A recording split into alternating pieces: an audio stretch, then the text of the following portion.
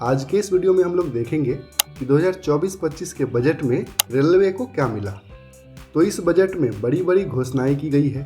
40,000 coach का वंदे भारत में upgradation, अमृत चतुर्भुज कॉरिडोर जिसमें 160 से 240 किलोमीटर पर आवर की स्पीड से ट्रेन दौड़ेगी और 40,900 किलोमीटर का नया रेलवे ट्रैक बिछाया जाएगा। नमो भारत रेल का विस्तार और नमो मेट्रो रेल।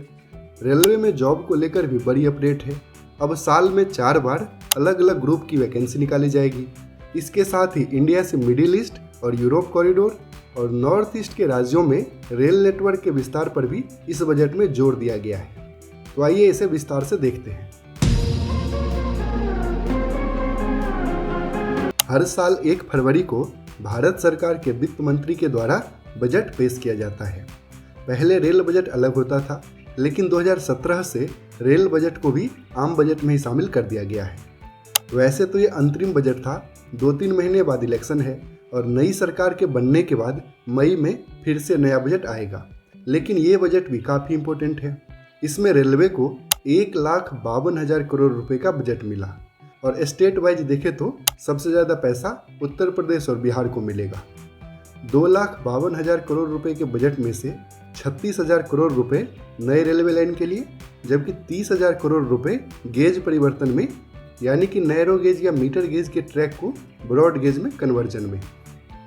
इस रेल बजट में घोषणा किया गया कि 40,000 पुराने कोच को वंदे भारत में अपग्रेडेशन किया जाएगा। वंदे भारत कोच काफ़ी एडवांस होती है, तो अपग्रेडेशन के बाद यात्रियों को काफ़ी बेहतर सुविधा मिलेगी।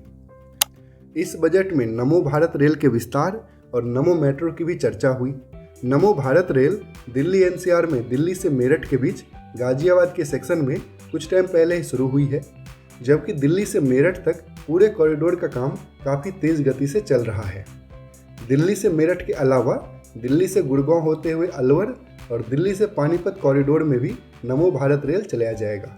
रिसेंटली नमो भारत का एक और कॉरिडोर अब गाजियाबाद से जेवर एयरपोर्ट के रूट में भी नमो भारत चलाया जाएगा। तो नमो भारत के विस्तार पर ध्यान दिया जा रहा है। नमो भारत रेल के साथ अब नमो मेट्रो भी चलाया जाएगा। मेरठ में नमो भारत रेल के ट्रैक पर ही मेट्रो भी चलेगी। ये देखिए, मेरठ के सेक्शन में मेरठ साउथ के बाद शताब्दी नगर, बेगमपुल और मोदीपुरम नमो भारत के स्टेशन हैं, जबकि Partapur, Rethani, Brahmpuri, Meerut central, Bhaisali, MES colony, Meerut north और मोदीपुरम डिपो मेट्रो के स्टेशन हैं जिस पर नमो मेट्रो चलेगी। तो नमो मेट्रो का विस्तार अब टियर 2 और टियर 3 जैसे शहरों में भी किया जाएगा। इस बजट में रेलवे में नौकरियों के बारे में भी जानकारी दी गई है। रेलवे में अब रेगुलरली वैकेंसी आएगी और साल में 4 बार अलग अलग ग्रुप के लिए वैकेंसी निकाली जाएगी, यानी कि हर साल जनवरी, अप्रैल, जून और अक्टूबर में वैकेंसी आएगी। हालांकि इसमें कितनी सच्चाई है ये तो आगे पता चलेगा। लेकिन भले ही रेलवे के इंफ्रास्ट्रक्चर में लगातार सुधार हो रहा है, लेकिन रेलवे में नौकरियां लगातार घटती जा रही है। काफ़ी लंबे समय के बाद रेलवे में एएलपी की वैकेंसी आई और उसमें सीट है मात्र 5,600, जिस कारण से पटना में लगातार स्टूडेंट्स के द्वारा प्रोटेस्ट किया जा रहा है वैकेंसी बढ़ाने के लिए। केवल पटना ही नहीं और भी कई शहरों में स्टूडेंट्स के प्रोटेस्ट की खबर आ रही है।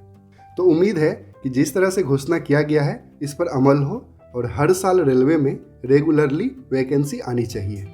इस बजट में फाइनेंस मिनिस्टर निर्मला सीतारमण जी का सबसे ज़्यादा फोकस था ये 3 मुख्य कॉरिडोर पर: एनर्जी, मिनरल और cement corridor, port connectivity corridor और हाई ट्रैफिक डेंसिटी कॉरिडोर। तो पहले निर्मला जी को सुनिए, फिर उसके बाद इसके बारे में डिटेल में देखते हैं। Railways. 3 major railway corridor programs will be implemented. These are energy, mineral and cement corridor. Number 2, port connectivity corridors. And number 3, high traffic density corridors. The projects have been identified under the PM Gati Shakti for enabling multimodal connectivity. They will improve logistics efficiency and reduce cost. तो चलिए एक एक करके इसके बारे में समझते हैं। हाई ट्रैफिक कॉरिडोर, इसे अमृत चतुर्भुज कॉरिडोर भी कहा जा रहा है। इसमें 16,900 किलोमीटर का dedicated high speed rail corridor बनाया जाएगा और इससे दिल्ली, कोलकाता, मुंबई, चेन्नई और हैदराबाद जैसे हाई पॉपुलेशन डेंसिटी वाले शहरों को कनेक्ट किया जाएगा। और इस कॉरिडोर में अमृत भारत, वंदे भारत और वंदे भारत स्लीपर जैसी हाई स्पीड ट्रेन चलाया जाएगा।